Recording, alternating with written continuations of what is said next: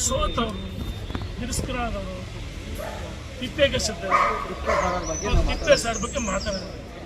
ಆಯ್ತಪ್ಪ, ಪೇಪರ್ ಸಿಂಹ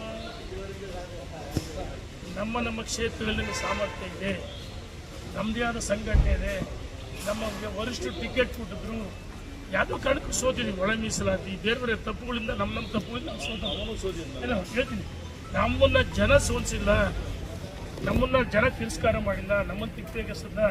ನಾವು ಇವತ್ತು ರಾಜಕೀಯವಾಗಿ ಸಕ್ರಿಯವಾಗಿದ್ದೀವಿ.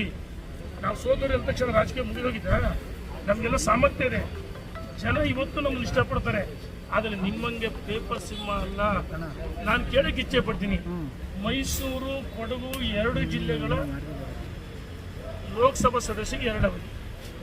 ನೀವು ಭಾರತೀಯ ಜನತಾ ಪಾರ್ಟಿಯ ಬಾವುಟವನ್ನು ಎಷ್ಟು ಬೂತ್ಗಳಲ್ಲಿ ಕಟ್ಟಿದ್ರಿ, ಎಷ್ಟು ಸಮಯವನ್ನು ಕಾರ್ಯಕರ್ತರ ಮುಖಂಡರಿಗೆ ಕೊಟ್ಟಿದ್ರಿ, ಎಷ್ಟು ಜನ ಗ್ರಾಮ ಪಂಚಾಯತಿ ಸದಸ್ಯನ ಆಯ್ಕೆ ಮಾಡಿದ್ರಿ, ಅವ್ರಿಗೆ ಬೆಂಬಲ ಕೊಟ್ಟಿದ್ರಿ, ಜಿಲ್ಲಾ ಪಂಚಾಯತಿ, ತಾಲೂಕು ಪಂಚಾಯತಿ, ಮಹಾನಗರ ಪಾಲಿಕೆಯಲ್ಲಿ ಎಷ್ಟು ಜನರಿಗೆ ಗೆಲ್ಸಿದ್ರಿ? ಇಲ್ಲ, ಒಂದೂ ಗೆಲ್ಸಿಲ್ಲ.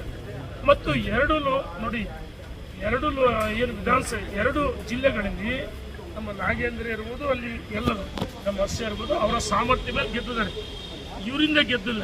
ಆದರೆ ನಿನಗೆ ಭಾರಿ ಸಾಮರ್ಥ್ಯ ಐತೆ ಅಂತ ಹೇಳ್ತಾರಪ್ಪ. ಮೊನ್ನೆ ನಡೆದಂಥ ವಿಧಾನಸಭೆ ಚುನಾವಣೆ ಯಾಕೆ, ಮೊನ್ನೆ ನಡೆದ 23 ಚುನಾವಣೆಯಲ್ಲಿ ನಿನಗೆ ಸಾಮರ್ಥ್ಯ ಇದ್ದರೆ ಇವ್ರನ್ನ ಯಾಕೆ ಗೆಲ್ಲಿಸಲಿಲ್ಲ? ನಮ್ಮನ್ನು ತಿಪ್ಪಿಸಿದ್ದ. ನಿನಗೆ ಟಿಕೆಟ್ ಕೊಡಬಾರ್ದಂತಂದು ಯಾರು ಪತ್ರ ಬರ್ತಾರೆ ವರಿಷ್ಠಿಗೆಲ್ಲ ಗೊತ್ತಿದೆ. ಕೊಡಬಾರ್ದಂತೂ ಪತ್ರ ಬರ್ತಾರೆ.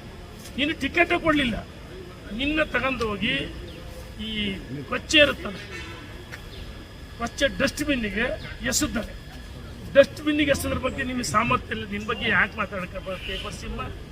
ಸುಮ್ಮನೆ ಹುಲಿ ಬಂತು ಹುಲಿ ಅಂತ ಹೇಳಿಕೆ ಅಂತಾರೆ. ಇವರೆಲ್ಲ ಸ್ವಯಂ ಘೋಷಿತ ನಾಯಕರು 3 ಮತ್ತೊಂದು ಜನ ಆದರೆ ಇಂಥವ್ರನ್ನ ಎಸೆದು ಬಿಡೋದು. ಹಾಗಾಗಿ ಅವ್ರಿಗೆ ಯಾವ ಸಾಮರ್ಥ್ಯ ಇಲ್ಲ. ನಾವೆಲ್ಲರೂ ಯಡಿಯೂರಪ್ಪನವರಿಗೆ ವಿಜಯದಲ್ಲಿ ವಿನಂತಿ ಮಾಡಿ ಸಂಘಟನೆ ಪಕ್ಷದ ಪರವಾಗಿ ವಿರುದ್ಧವಾಗಿಲ್ಲ, ಸಂಘಟನೆ ನಮ್ಮನ್ನು ಜೋಡಣೆ ಮಾಡ್ಕೊತೀವಿ. 3 ತಂಡಗಳಲ್ಲಿ ನಾವೆಲ್ಲರೂ ಅದೀವಿ.